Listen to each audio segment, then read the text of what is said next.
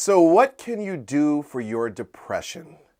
If you watch this video to the end, you'll learn 5 easy self-care ideas for depression. The last self-care idea for depression is really powerful. It's one that most people don't know about. Thank you for taking a moment to watch this. My name is Mike Veny, and on this channel you will find peace of mind through the gift of emotional wellness. If you're new to my channel, welcome. I regularly share brand new videos, and I invite you to subscribe so you don't miss this opportunity. I am a certified corporate wellness specialist, author, and speaker, despite the fact that I stumble over words, course instructor, and the CEO of Mike Veny Inc. I am not a mental health professional. If you are thinking of harming yourself, someone else, or are in need of medical help, please consult a doctor. If you are in an emergency, please call 911. According to the National Institute of Mental Health's website, depression, which is also known as, or also called major depressive disorder or clinical depression, is a common but serious mood disorder.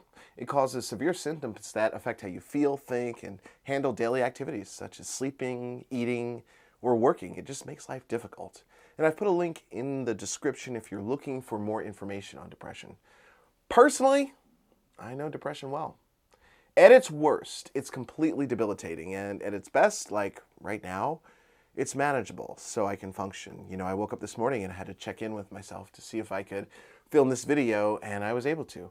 For most of my life, I've had major depressive disorder and had to work really hard to find tools, hacks, and strategies just to feel okay enough to function. Here are 5 easy self-care ideas for depression that I wish I would have learned about a long time ago. These aren't meant to cure your depression, but to simply make it more manageable. Number 1, find the right therapist or counselor. If you are going to therapy or counseling, make sure you're getting the most out of it. If you aren't, I encourage you to find a therapist, and usually it takes about 2 to 3 sessions to find one.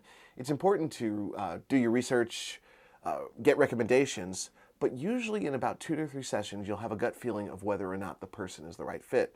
Maybe you've been working with a therapist or counselor for years, and you're thinking, okay, well, I have someone, but I don't think they're that good anymore. That's often an indicator that the therapist or counselor has done their job and done well with you, and you've grown. So it's important to keep that in mind. With that, it's also important to be proactive in between sessions. I learned this the hard way. I used to go to therapy and think, okay, I'm here, help me. Why are you not helping me? We've had 10 sessions and nothing has changed. But I realized that I needed to be proactive in between sessions. This means blocking out time to reflect, do homework, think about what you're discovering about yourself. Sometimes it's painful stuff that you have to think about, but that's the work that you need to do on yourself, and it's an ongoing thing. Number 2, be honest about your spoons. What am I talking about with spoons? Christine Miserandino is a blogger who has lupus. And if you don't know much about lupus, it's an autoimmune disease that brings fatigue, fever, joint pain, and a long list of other symptoms. She wrote a post titled The Spoon Theory, which basically describes how she was explaining to her friend what it's like to have lupus. They were basically at a diner. She handed her 12 spoons, and these represented units of energy for the typical activities that we all do in a day, like showering, taking out the trash, getting dressed. She took away a spoon for every task. This idea was that quantifying your energy as spoons is really important for people with chronic illness, such as depression, because many of us only get a handful of spoons each day. This morning I wake up and I check on my own spoons, and I realized that, I had a good amount of spoons. So I'm going to be able to do some filming today, which I'm glad I'm able to do. Certain days I wake up, I might have 2 spoons. That might mean if I get out of bed and get to the bathroom, great. If I get some water to drink, great.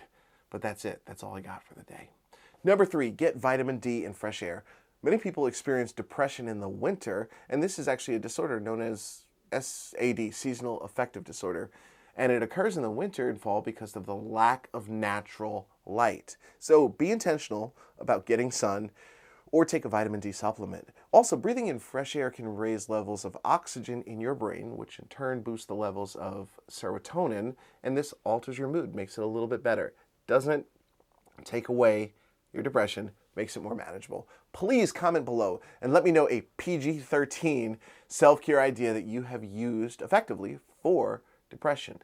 Number 4, join and actively participate in a support group. Support groups are a game changer, and if you've ever participated in one, it can really make the difference in your mental health journey. NAMI, the National Alliance on Mental Illness, Mental Health America, the Depression and Bipolar Support Alliance, they all have different support groups that you can join. Many of them are free. But there's one that not a lot of people know about. The 12 Steps in Alcoholics Anonymous has been a program that is very successful for people who are battling substance misuse or other addictions. And there's many different 12-step programs now for not just alcohol, but for narcotics, for sex addiction, debt, all that stuff. So it's been very successful, but there's actually one for mental health a lot of people don't know about. And it's called Emotions Anonymous. And it uses the 12 steps that started in Alcoholics Anonymous. It's free to join. You can find groups in your area, on the phone, online. And I encourage you to check that out to find a support group. Number 5, I've saved the best for last here. Brace yourself. This is hard, but so powerful. Get in the habit of feeling your feelings. I said it. In David Hawkins' book, Letting Go, he shares this idea that if you sit with a difficult emotion like sadness, anger, for 10 to 20 minutes, it will start to dissipate. I have tried to hack this. Let me tell you, certain nights, my depression is heavy. And my depression is so heavy, I feel physical pain in my body. And I've gone out into the living room and I said, I'm just going to sit here with my depression. I put on the stopwatch and I try to see if I can go 20 minutes and just feel it fully and allow it to be there. And honestly, every time I do it, by the time I get to 20 minutes, some of that intense feeling has dissipated. It doesn't take away depression. It makes it more manageable. So let's review. Number 1, find the right therapist or counselor. And again, if you are going to therapy or counseling, make sure you're getting the most out of it. Number 2, be honest about your energy or spoons throughout the day. Number 3, get vitamin D and fresh air. Number 4, join and actively participate in a support group. And number 5, get in the habit of feeling your feelings. Now you know some easy self-care ideas for depression. But what about some more help and guidance on how to take care of yourself? I've created a library of courses on self-care that you can find on opensesame.com by clicking the link in the description. Next, be sure to check out my video on self-care ideas for anxiety. If you liked this video, please click that like button and share it with your friends. Also, be sure to subscribe so you don't miss my next video. Thank you for spending some time with me, and I'll see you in the next video.